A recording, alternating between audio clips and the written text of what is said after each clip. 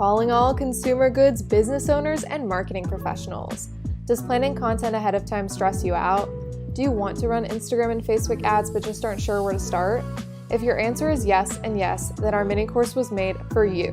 It's 100% free and packed with essential tactics that you can implement as soon as today. To join in, visit our website at umaimarketing.com/mini-course. All right, let's get on with the pod. Welcome to the Umai Social Circle, where we talk consumer goods marketing tips to help business owners and marketers grow. We're Karen and Allison, co-founders of Umai Marketing, and we're diving into the functional prebiotic soda brand Poppi and their explosive growth after their Shark Tank debut. Before we hop in, if you like what you hear, please feel free to leave us a rating, a follow, or subscribe to our pod wherever you're listening from.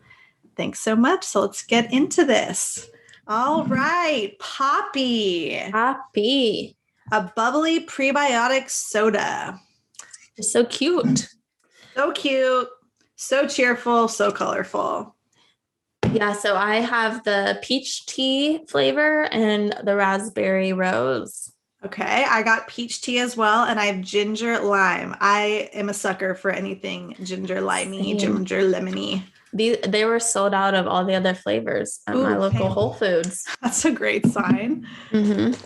Okay, so let's crack one of these guys. I'm gonna crack them open, try them. Yeah. Woo! Cheers. Cheers. Okay, I'm having the raspberry rose.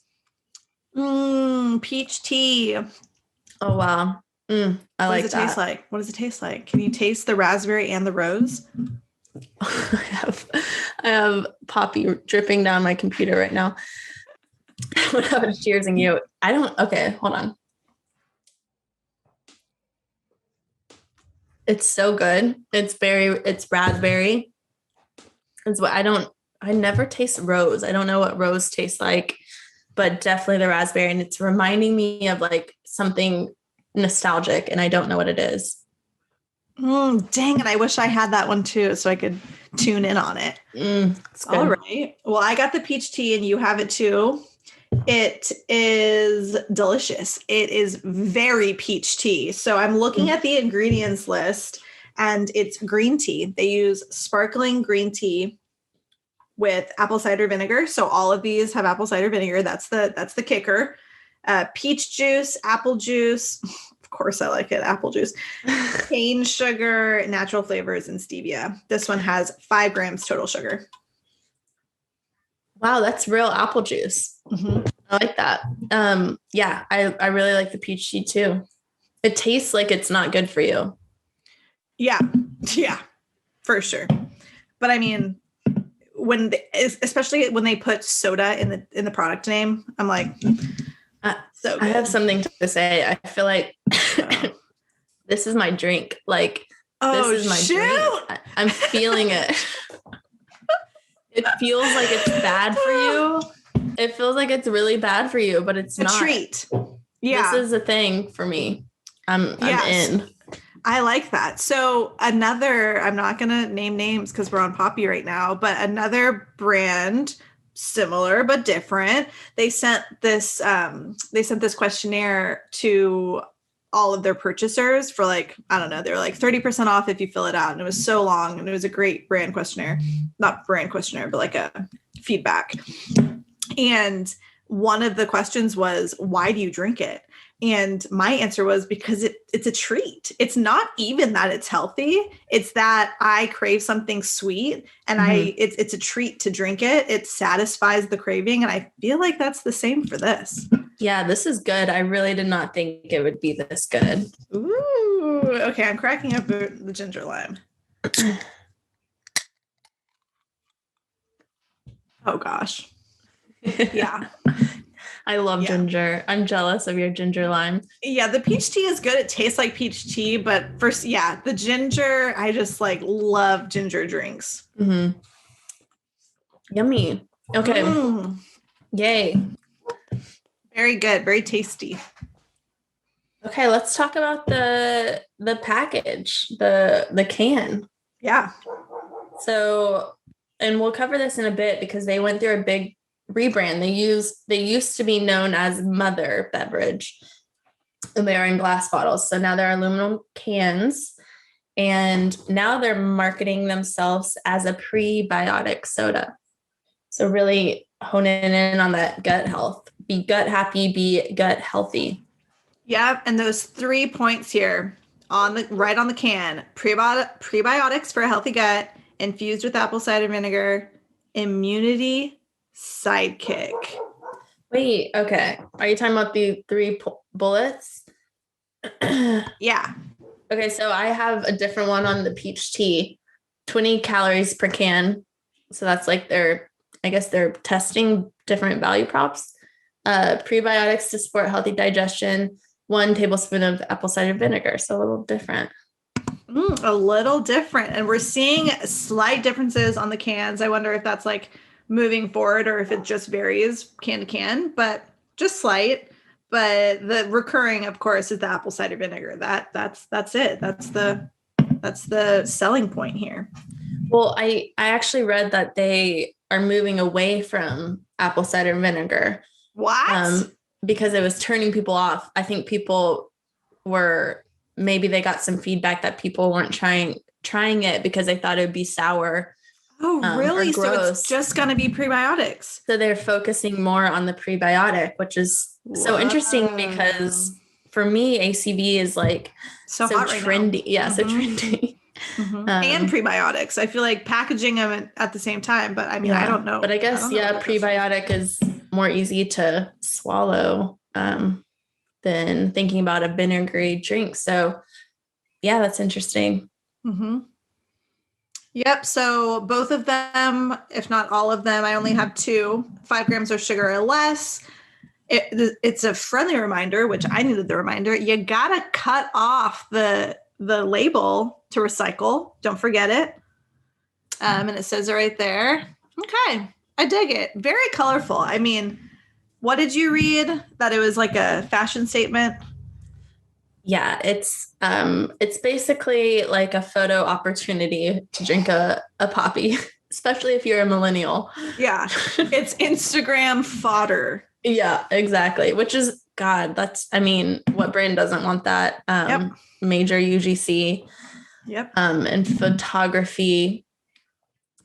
Okay, so what I think we might have a little variations on, I guess, their story. So my peach tea says pop, cultured facts. No one wants a basic drink.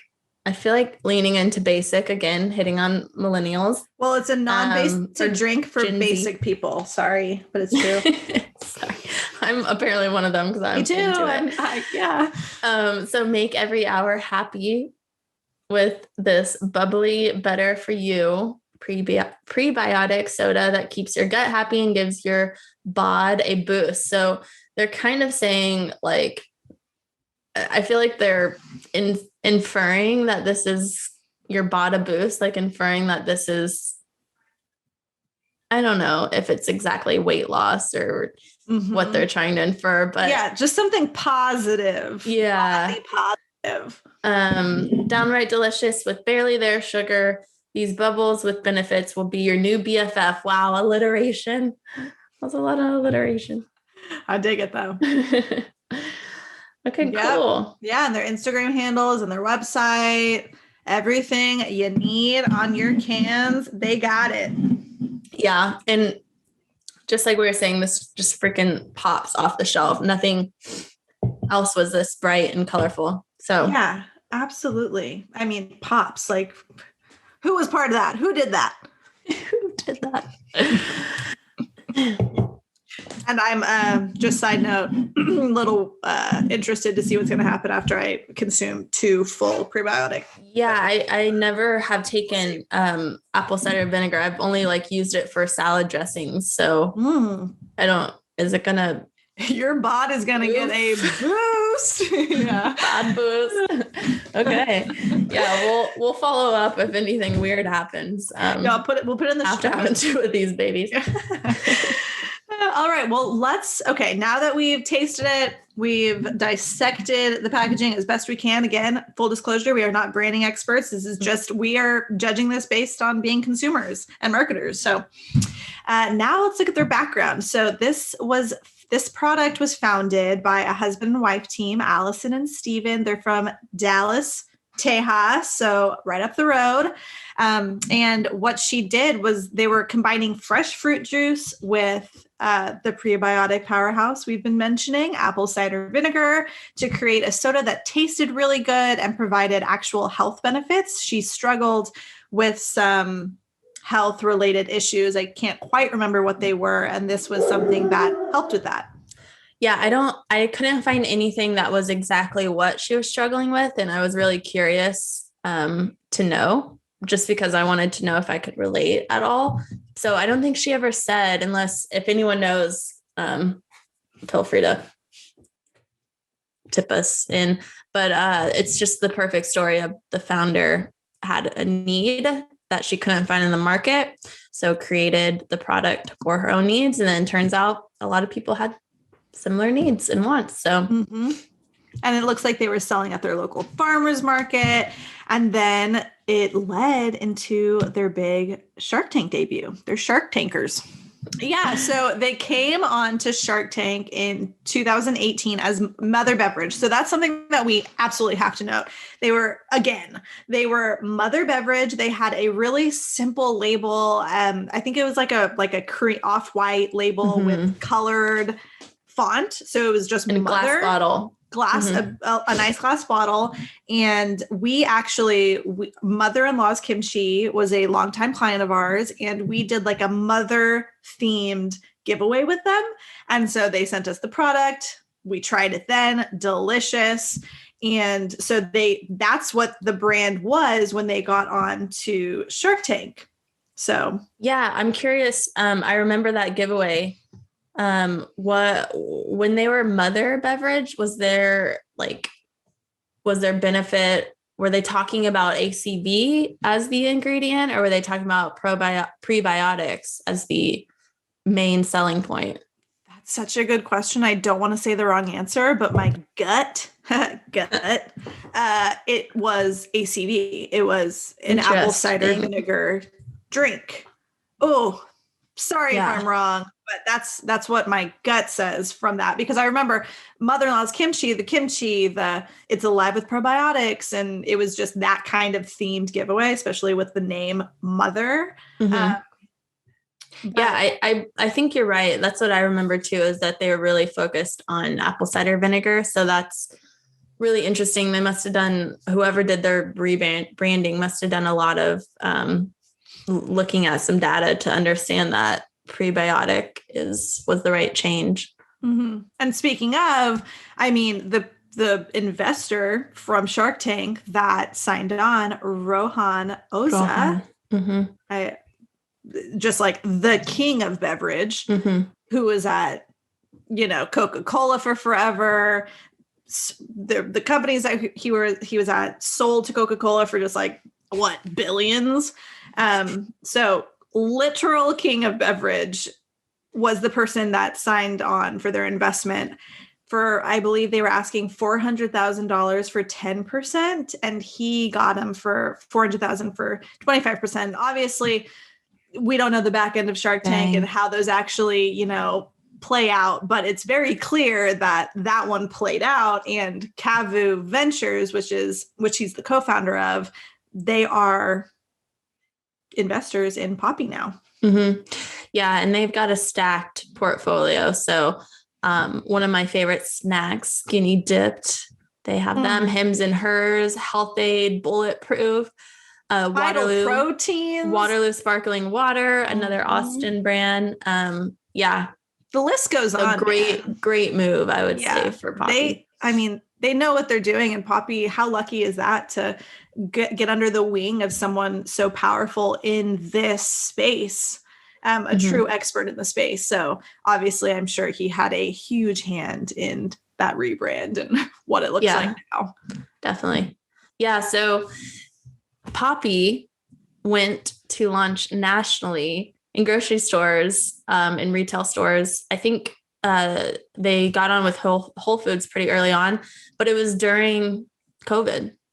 It was March that they were set to launch. So I know they had a write-up in Forbes talking about that struggle of them trying to launch during a pandemic where people weren't going into stores, and, you know, what they were ordering and things were just like rice and things like that.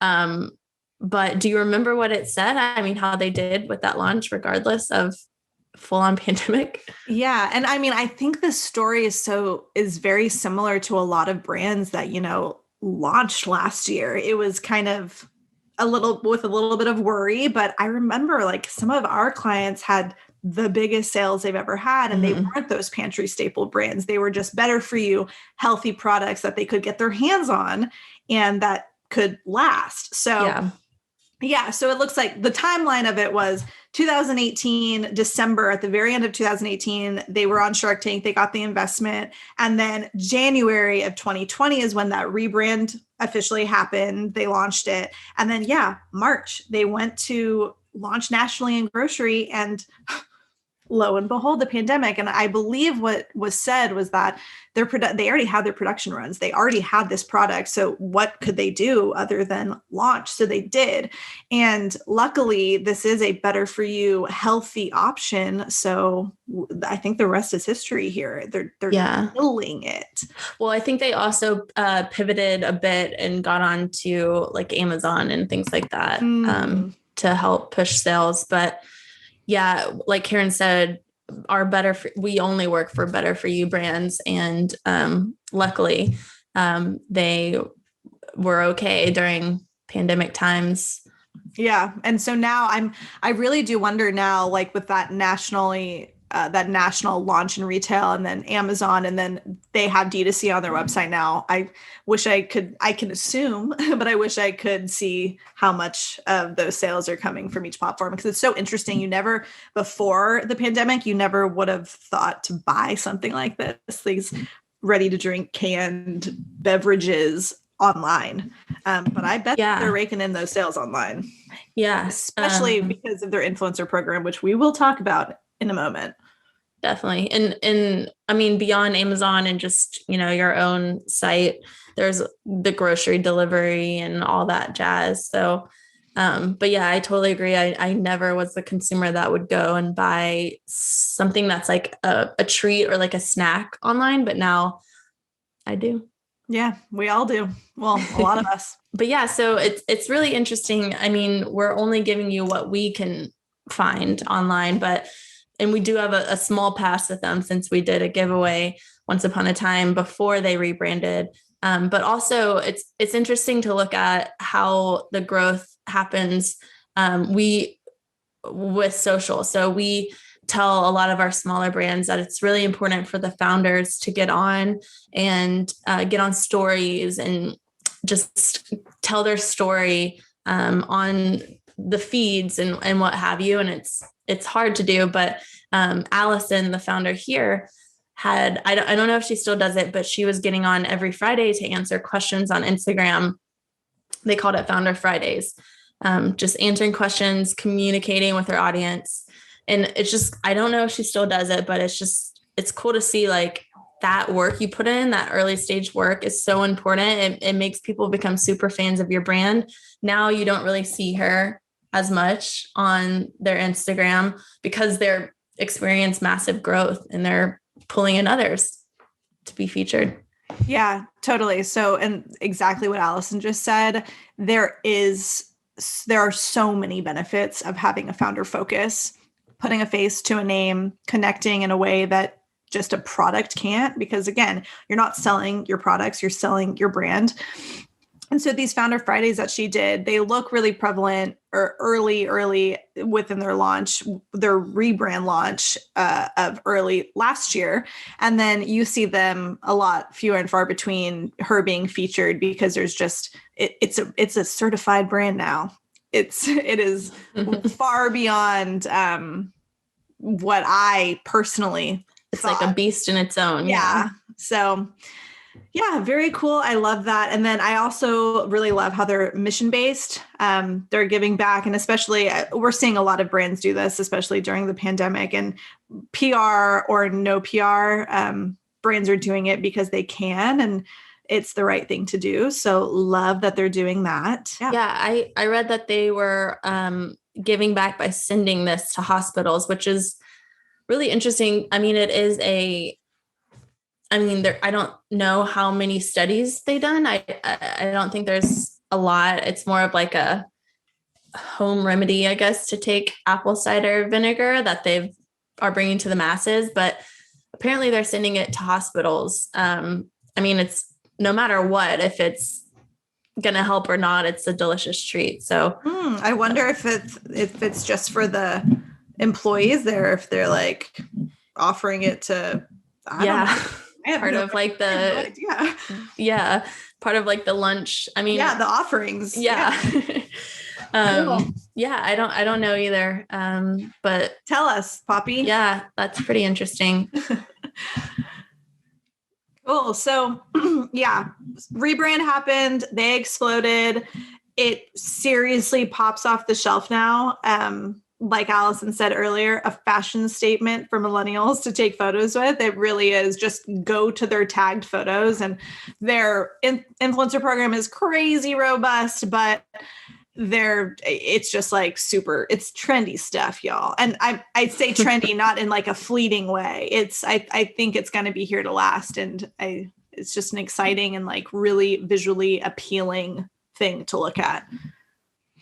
Yeah. And I know we kind of touched on this, and obviously I would love to look at why they made this decision. But what we're seeing is, like we said, they saw issues with the name Mother, their original name, because it was, I believe it was too vague to copyright, which makes sense.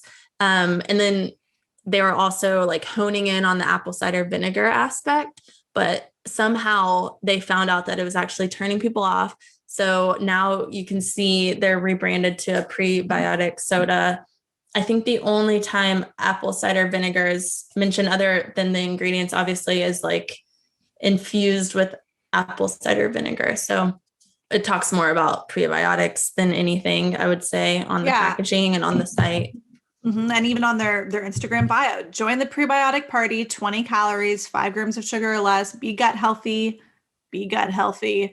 Seen on Shark Tank, prebiotic soda for all. It is a certified prebiotic soda, and apple cider vinegar is just it's just a little hidden gem.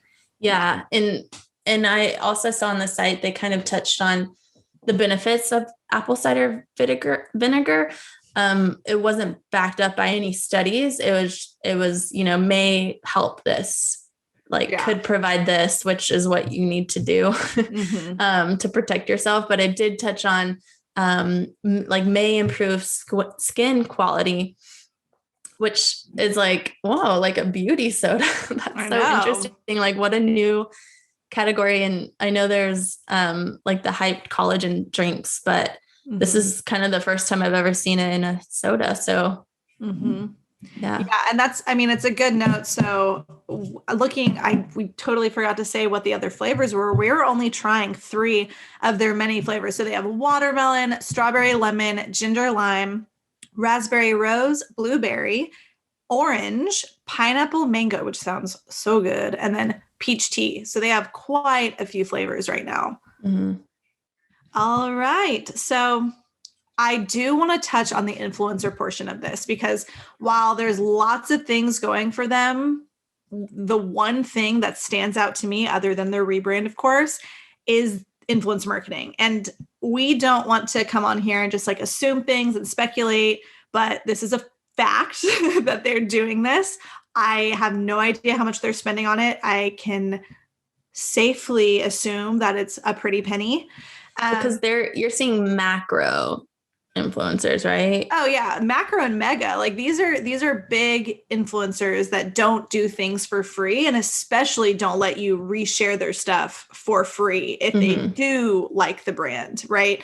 And it seems like a lot of them are advocates of it. They're true drinkers of the soda, and it's pretty dang easy too. Cause I mean, I have only 2 here, but they're delicious. They're delicious. And like everyone, like who is not I mean, they obviously hone in on a target market, but like who doesn't want a delicious like drink, Yeah. So broad. Mm-hmm. And I mean, their demographic, I mean, it's the millennial woman, and they really focus in hard on that. So pretty cool. And it looks like what they have going on is also, I don't know, again, I'm just talking, the influencer program, a lot of them are affiliates. So they have their own promo codes. I think it's for 10% off or something like that. Obviously driving sales on e-com onto their website, getting a lot of traffic there, and then definitely retargeting these folks, I can hope and assume. And it's just, this is well and good, especially for a brand that's funded like a big venture firm like Habu. But what you can do as a small to medium size CPG brand is probably, I don't know if this is in your wheelhouse. If you are funded enough, if you do have your own money to put behind this, like good for you. And that's great. But what you can do is really focus in on the micro influencer route. So look what they're doing though. Take them as inspiration. Look at what they're offering them, how they hone in on their customer avatar, what kind of vibe they're setting out, how it connects with the actual brand, because you sell the brand, you don't sell the product. So with the smaller budget, with the smaller brand, you can really hone in on those micro influencer programs. Yeah. And we've been having a lot of talks about influencer programs, and someone said recently, like just picking a macro, like a huge influencer with like 1 million+ followers and betting, like working with them, it's literally a bet. You might see 0 sales. Yeah. You never know. So we really prefer to work with these micro influencers, get in with them early. You never know what's going to happen. And then also, we usually give discount codes so that we can track sales easily. So we kind of make them more affiliates, like Karen was saying, because that also incentivizes them to continue to post because they directly receive that commission. Yeah, absolutely. And it's, unless you have the money, again, it really depends on how much money you have. Unless you have the money to invest and, not put all your eggs in one basket, I'm going to give you a slight situation. So we had a client in the past who we were running a micro influencer program for them. It's super successful in terms of the return on investment, and mega influencer came around, huge reach, huge engagement, real engagement, not bots. And we were like, okay, let's see what happens. Let's try and work with them. The investment was very high, very, very, very high. And we should have known better, right? We should have made sure that they were a true advocate of the brand. So especially if you don't have enough money. And we ran that program and not one sale, not one sale. And that is such a huge blow, not only to your finances, but to your idea of what these influencer programs can do. So unless you're able to invest your money into so many of these mega influencers, start small and be smart with it. So what I love that Poppi is doing, even though they're mega, is their packaging. So their influencer kits or media kits or whatever you want to call them, they're just as colorful as the cans. They're all different. That's a little bit expensive. If you're smaller, you can have one box that really houses your products beautifully.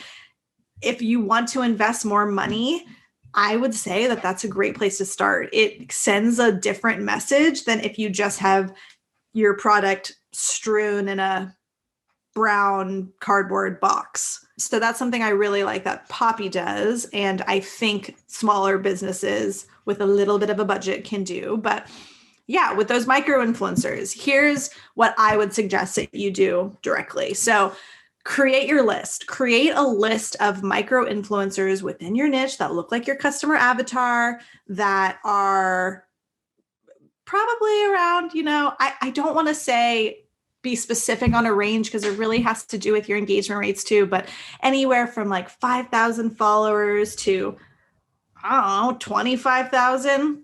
You can be flexible. Certain people will work with you if they're a true advocate of your brand, they like your product, and create a long, long list. So we're looking at kind of like 25% conversion rates now. Mm-hmm. So if you want to work with 25 micro influencers, make a list of 100 at the very least, and you're going to nurture the relationship. We have a complete guide on how to do that and what that looks like. So if you subscribe to our email list, you'll get that sooner or later. And that's just the nurturing of the relationships and the cultivating of that community, and then, sending free product and seeing how it goes step by step.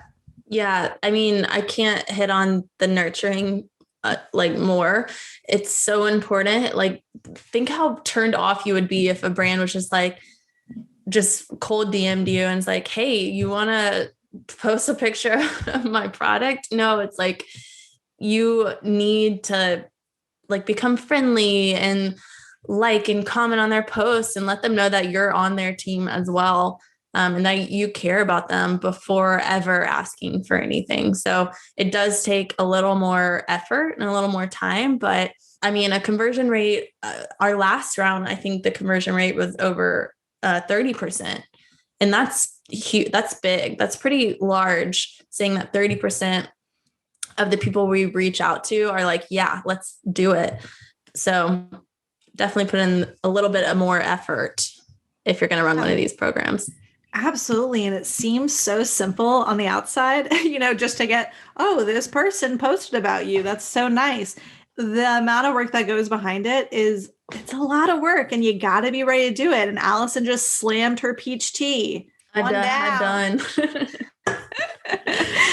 Yeah. But I mean, these micro influencer programs, and you're seeing it more and more, they really are the way to do what they're doing, but on a very much smaller scale with people that have the opportunity to grow. Just like Allison said, it's like these people might have 5,000 followers and 300 people engaging with them per post.